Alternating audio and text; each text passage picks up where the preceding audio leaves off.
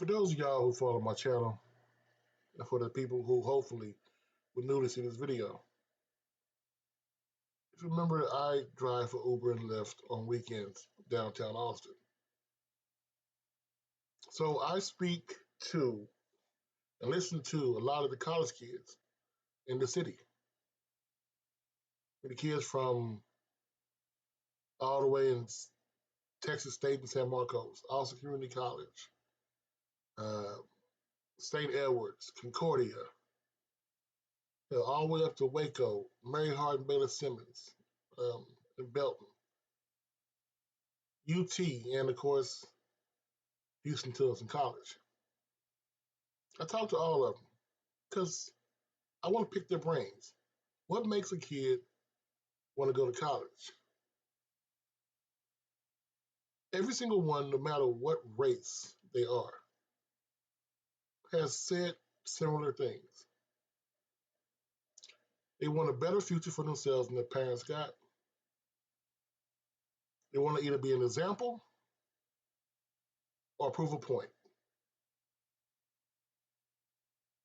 Every single kid I talk to has basically said that. I did a video before about the Supreme Court ruling in LSU. Just read the facts about, closing down the campuses and all this and that, and closing down the rooms and the boards. I didn't really dig deep into it because I wasn't really pondering about what it actually meant. Well, Mr. Abbott, I've been pondering now because I've noticed something since the beginning of this year. Except at St. Edward's University and Houston Tilson University, I've noticed a lot less color, if you will. A lot less diversity when it comes to sexual orientation on the kids than it was previous. But I didn't think about it. It's January. Maybe they're still coming back from vacation. Plane tickets, a lot of money to come back. Then last night hit, Friday, January 19th, 2024, at around 1 in the morning. It put everything into perspective. People don't realize, at least I didn't realize, maybe it's just me, the Supreme Court ruling about affirmative action also cut back on your scholarships. And people think that, well, if the law goes into effect on the 1st, it's done on the 1st and that's it. But just like when you have an election for a president, when the new president comes in, you're still going by the old president's policies for the first 3 years. Don't see any real effects until the year of the election. Well, this one right here takes about a month. And in that month, I've seen, like I said, lack of diversity. Picked up a young lady named Ghost. For listening, it's because of you. She mentioned how now that there's no Office of DEI or Diversity at UT, anybody who was there on that scholarship, a scholarship for diversity, a scholarship that included the words LGBTQ or African American, Latino, Asian, you included any race on the scholarship. UT is freaking pulling the scholarships.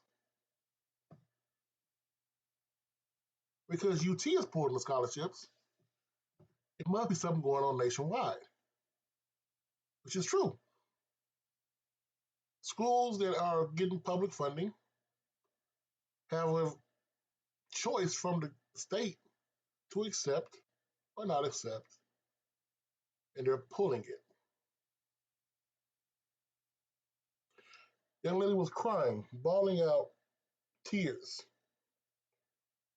She was A semester away from graduating. A semester away. Came from a single family, mom, no brothers, no sisters, no other relatives, just mom and her. She doesn't have the money to pay the tens of thousands of dollars to finish out her master's, or her, what do you say, a PhD in botany. She was trying to get a job working with SpaceX about terraforming Mars. Now think about that. Young lady wants to be a scientist. We know science is something that this group does not understand or appreciate. What does that mean? Now we have kids who are on the verge of graduation, on the verge of some going to school. And now any scholarship they may have had that included diversity, any kind of language on there, is now going to be pulled because the country wants to be even. Young lady said last night, a lot of people who were doing that, who were in the same circumstance, were considering being strippers. Because hell, they want your culture, they want your body, they don't want you. Then she started thinking about HBCUs, and with those also being public, would it be the same thing? That you go to a private one, right? Well, see, the funny thing is to me, it's not about whitewashing the country. Honey, we way past that. The thing is, this country, but how great it is, and I do love America, trust me. There's not many places I'd rather be. And for the idiots gonna say, well, if you don't like it, leave it, I'd rather fight for it than leave it. But the thing is, the country works best when the biggest elephant in the room is acknowledged. The biggest elephant in the room in this country is the country works better with slavery. It works better when you have a lower working class. Not a lower class, not a dependent class, a lower working class. See, the whole thing about the government assistance, we're gonna give you the food stamps and all this good stuff and blah blah blah, yada yada yada. It wasn't for that generation. It's for the one that follows. We want to create a bunch of workers. You notice in the 90s, we started teaching to a test. We're so far behind the Chinese and Europe with our free way of thinking. Let's do No Child Left Behind and teach to a test. So we have people who understand how to follow instructions. I'll give you an example. Some of the greatest depressions in this country happened around what time? When black people decided to step up and jump up by their bootstraps. It's no coincidence that all the freedom towns that were destroyed, like Tulsa and Rosewood, happened around the same time as the Great Depression, because there was no more of a lower working class. Great migration from the South to Detroit was the same thing. They had to stop it. Mr. Abbott, we keep pretending that Joe Biden is the reason why this wall is being, the influx of people coming over here is a great problem. You weren't crying about that during the Bush administration. weren't crying about that during Trump's. This shit is not new. They've been coming here for years. You haven't built one wall because you can't build a wall in Texas. Because it's up to you to tell the Texans down south, we're building a wall and we're taking your land. Good luck with that. But another thing is, the people you're trying to kick out are the ones you need. With the affirmative action ruling, they're trying to make sure we go back to the way it used to be. Make America great again. No one ever asked when that was. They never gave you a date. Never gave you a time frame. It's basically, you want to be funny about it? The 30s. Post-war boom, right out of the roaring 20s, out of the Great Depression, pre-World War II. That was it. Baseball's at its heyday. Football's getting started. That's what they want to bring it back to. Before monopoly busting. See what I'm saying? And now you look at this even carefully, a little more careful than that. They have to have a subservient working class. It's nothing worse than having somebody who not only knows what they're worth, but can tell you you're not what you're worth.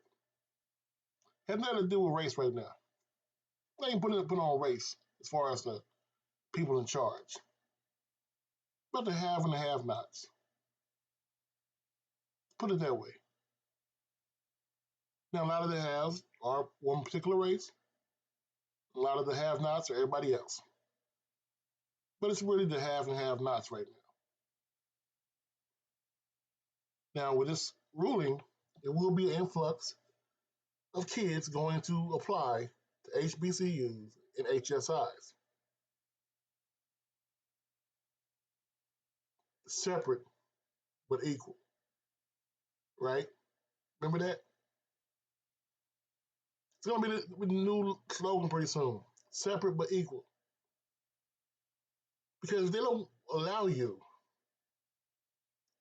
to use your mind to get a scholarship to go into one of their cathedrals.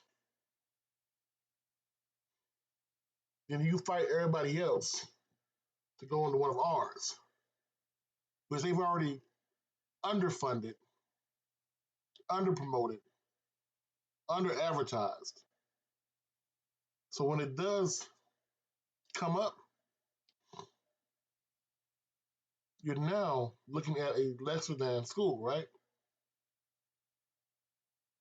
Lesser than university. So when you come into your job interview with that lesser than degree, they ask you why you didn't come to UT. Don't tell them because you couldn't get in. Explain to them. They wouldn't let you in because they knew what you can do. And that's the problem we have. It's not the people who want to come in and cause a ruckus. Those are easily foiled, easily taken apart. The ones that want to come in and change the status quo, keep them the hell out. But hey, what do I know? I just do commentary on sports for HBCUs, right? I'm Mr. Abbott. Good luck with this shit. I'm out.